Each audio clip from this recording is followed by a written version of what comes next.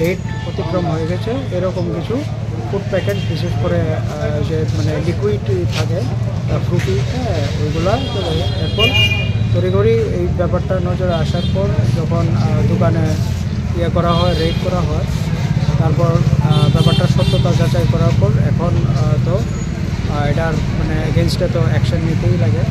তো সেই অনুযায়ী আমরা প্রথম কনজিউমার প্রোটেকশন অ্যাক্টের এগেনস্টে আমরা এই দোকানের মালিক বা দোকান এজেন্সির এগেনস্টে আমরা কেস ফাইল করব। আর সেকেন্ড হচ্ছে দোকানটাকে এখন মানে সিল করে দেওয়া হয়েছে, যাতে এটার ভিতরে কত এমন কি এক্সপায়ারি গুড আরও আছে কি না, না তারা এক্সপায়ার্ড গুডগুলো তারা স্টেটমেন্ট অনুযায়ী তারা সেটা আফটার এক্সপায়ারি তারা সেটা মানে এজেন্সিকে ফিরিয়ে দেয়। তো প্রশ্নটা হচ্ছে যে যদি এজেন্সিকে ফিরিয়েই দেয় তাহলে কিভাবে এক্সপায়ার্ড গুডস বা এক্সপায়ার ফুড আইটেমস একটা প্রোগ্রামের জন্য এখান থেকে গেল। তো এটা একটা তদন্তের বিষয়। আপাতত আমরা দোকানটাকে সিল করে দিচ্ছি অ্যান্ড ফার্দার ইনভেস্টিগেশনের বিষয় হবে, and we are going to file case in the light off consumer protection act.